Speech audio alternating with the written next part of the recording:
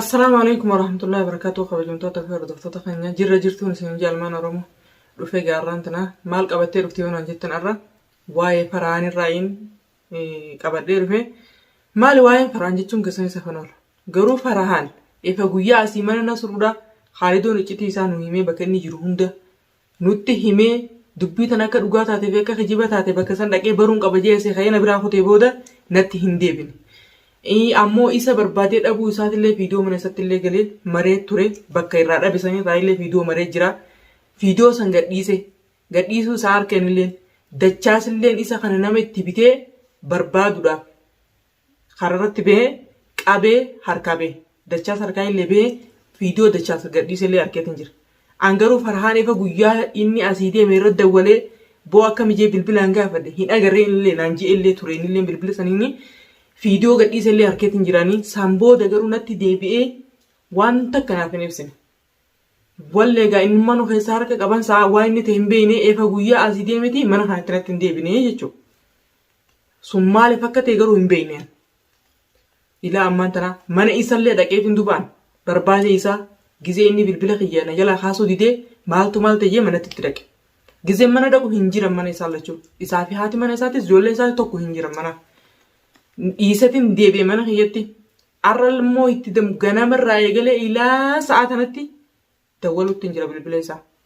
Bilbila kiyya haga irra otoo irra boosoo irra numa cufu booda taraa booda biloo kana godhe. Afiratti.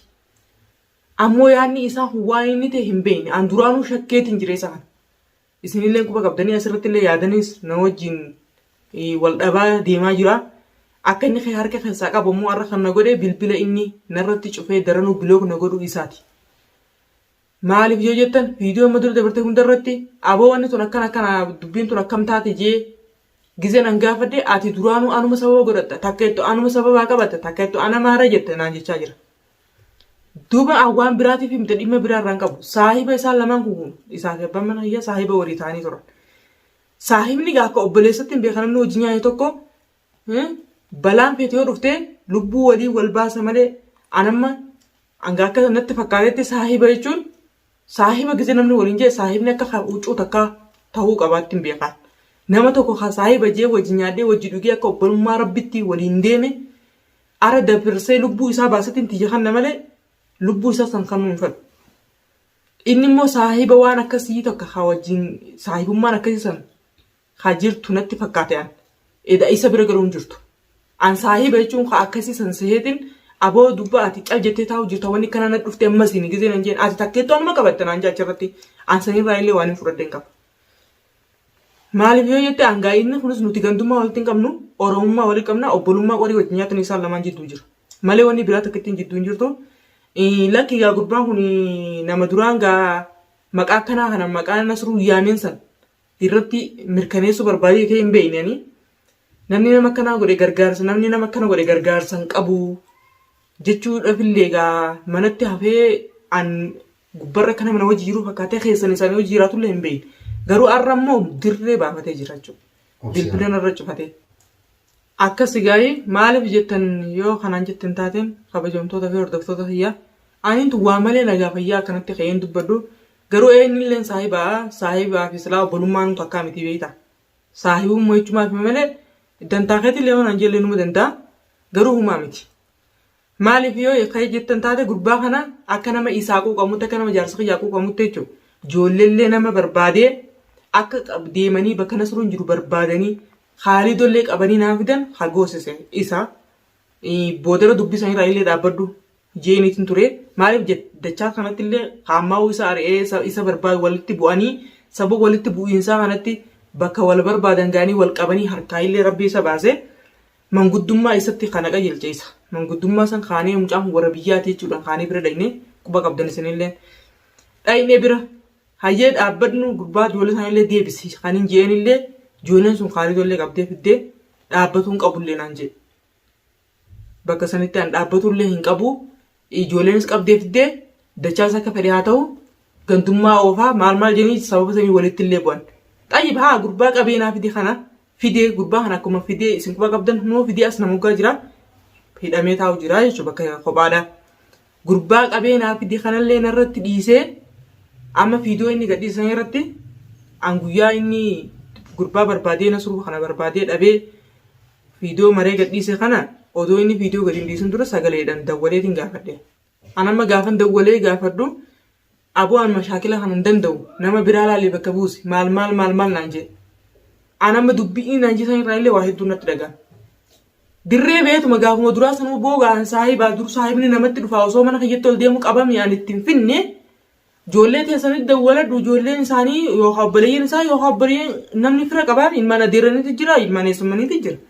Kanatti itti yaami fira itti yaami itti himi isaan haa barbaadani isaan fala haa godhani. An ammallee waan takka godhuu hin danda'u gurbaa sanis hin beeku nuufis ni saahibummaa walii qabna malee homaa walitti hin qabnu waan takka isin godhuu hin danda'u yoo jee. Namni dirqina kana nu godhe ijoon hin jiru bara. Namni dirqi nu cinaa dhaabbatu ijoon hin jiru. Arra akkana ijoollee sanitti illee bilbilee akkana ijoollee sanillee hin yaamne kana goosisa isa. Maaliif dubbiin tun yoo guddattee booda namni gandummaan ba'ee lubdhiini bu'a. Akkanattuu namni wal fixu jira.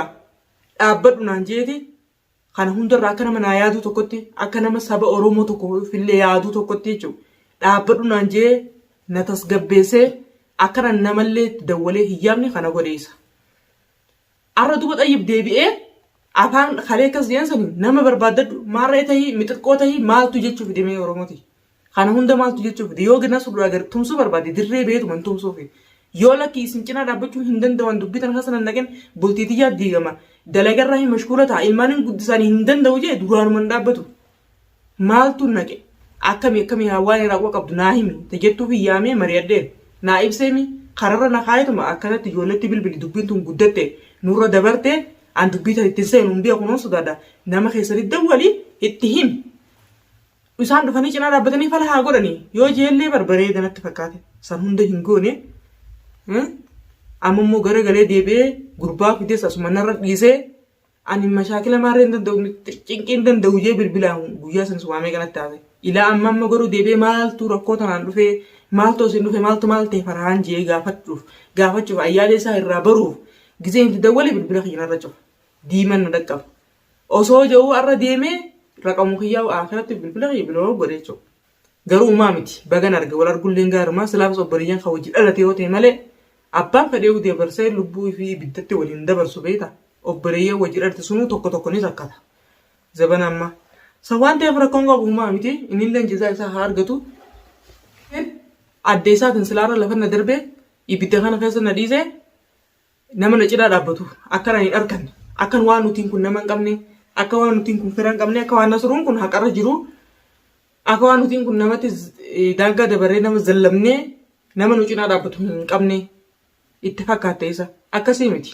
Inni illee obboleeyyan qaba ijoolleen isaaniillee numa jirti waa hunda dhagaa jiran bilbilaan illee na gaafachaa jiran garuu lafa fagoo waan jiraniif ammatti ol kaanii fiiganii na cinaa dhaabbachuu waan hin dandeenyeef haga ammaan tanaatti qodi ba'an. Maaliif yoo jettan hundi isaanii obboleettiin isaa as jirti. Isiilleen as biyya nan jiru kana magaalaa sanaa bakka nan jiru kana hin jirtu. Huuna huduuda oomaan turte. Arra guyyaa sadii dura kaatee dhuftee jirti arra sanaa seentee jirti. Arra Farhaanii waan garaa qabu haqqisee obboleettiin isaallee dhuftee jirti. Alhamdulillah.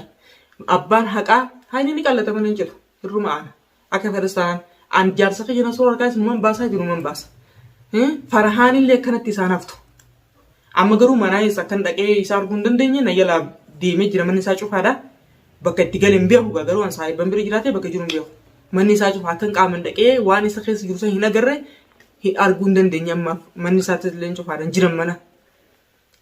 Garuu taganaa waan inni dhufuun anis nan eegaa asumaanis obboleettiin isaatti illee dhuftee jirti. Namni nama hin qabne hin jiru. Waan Nasruun qofti abbaa haqaatii miti innillee nama ni qaba. Xiqqaatuu guddattus ni jiranii biyya namallee jirru. Namni keenya ni jira. Obboleettiin isaatis dhufaa jirti.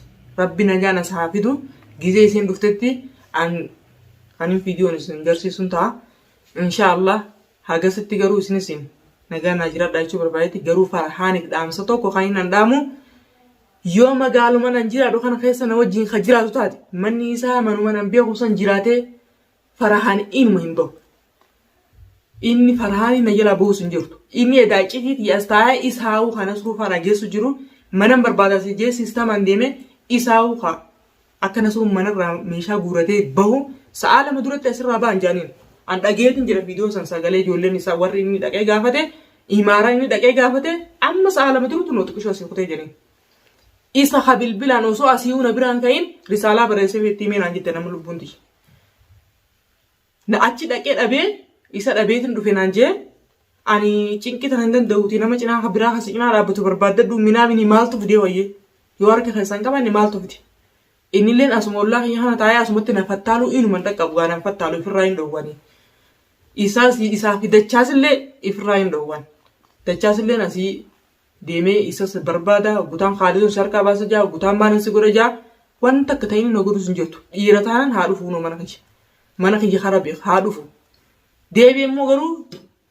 jaartiin Nasruu birallee dhaqee warra mana Nasruu bira dhaqee ture inni achi isaanii wajjin dhaqee mana Nasruu osoo beeku mana na jalaa jirjiirrate naan jee ture Oromooti yamma dura Nasruun mana jirjiirrate hin jiru Nasruun mana bakka itti jaarsa kiyya Abdurrahmaan itti awwaaleetu bakka biraati malee manaan bakkuma durbi insaan hundi beekan jira takka manni inni jirjiirrate hin jiru achitti itti dhaqee isiisan bira nageessii isiisaniin naafisii harkaa wal faamaa Khaalidoo qabdii harkaa qabdii maal jetteen isiilleen karaa guuttee dhufuudhaaf dudda bal'aan isin qaba onnee qabaattee isin dhufne odoo isin hin dhufne anuu isin barbaadaa jira eenyu kan biraa kan hin barbaadu isi mataa isii kan hin barbaadu jiru isii anuu barbaadutti hin jira naafuu dhufnaan toltee haa dubbiin amma isaa dhiira isaan janii dhiira hofoo haattee deemtu isaan janii jaartii Nasruu san qabee mana hayyanaafnaan dubbiin akkas toltee isaa dhiira janii osoo anumaa fidee dhiirummaa teetiin silaa arra anumaa fideetuma iflaaltanii sillachuu tokko taatan duuba waan isin irratti hojjechuu deemu waan isin godhuu taa'u sila gata anuu isin barbaadaa jira isin maal cinqita isin baasuun guyyaan oolu anuu siif hin dhufachitti obboleettiti si barbaada keeti kan hin jiru sirraa hafuun taa'u anganaan sii dhufuu ta'a mana keetitti ganaan sii dhufuu ta'a namni si qubaan isin beeyin hin jiru bar abbaa fedhee mana kan kenna fide abbaa fedhe jaalateetii miti kanatti obboleettiti namni kara qabaannan maallaqni jiraannan haa qabrii jiruu baasuun sun dhibtu bakka fedhe abbaa fedhe waan inni barbaade godhee fi akka inni mana kan kenna fidu godha tanaatee hin shaakaliin akkanatti an bana kan kee anuu siif hin dhufaa hogganan sii dhufe sammuu waan feetee haasawita taa akkasiiti dachaanis wanni handaamuuf qabeetuma inni dhiira taanan jaartii Nasruu naafidu naafinnaanuu toltee wanni nan barbaadu tana isiin sun onnee qabaattee dhufnaan na bira xumuramte dubbiin akkasi amma saniifuu aga viidiyoo biraatti wayii deebinutti amma obboleettiin isaatis dhufaa jirti waan ta'eef xiqqoo dur naa dawwaltee bakka baasarratti bu'aniin jira bu'uuf hin deemaa achitti dhaabbaduun eegii sanaa keessan beekuu naan jechuu jirti anamma deemee isiisan fiduudhaaf iddoo sana kaameeraa haadha jechuun waanuma isaanirraa viidiyoo gadi dhiisan isaan gadi dhiisan kana argee anumaa kaameeraa haatee ol ba'uu deemu naa dawwaltee turte daqiiqaa muraasa isiin as geessu kanatti anilleen yaada kana dabarfachuun qaba jeetiin ol ba'ee akkasii amma deemee isii fiduudhaaf hin deemaa dhiyaachuullee baattuchi dhaabbaddeetu malee garakkoon qabu deemee isiisan fideetiin dhufa. Haga viidiyoo biraatti walitti deeminutti nagaan naa jiraadhaa ibiddi garuu akkuma itti qabatee jira wanni dhaamuu deemu hin jiru daran qabachuu deema. Akkasii amma jaartonni Nasruutu na barbaadaa jirti isaanuma naa dhufaa jiranii uumaa miti khayrumaa fi waan tole akkasiitii nagaan naa jiraadhaan isin hin jaarumuuti.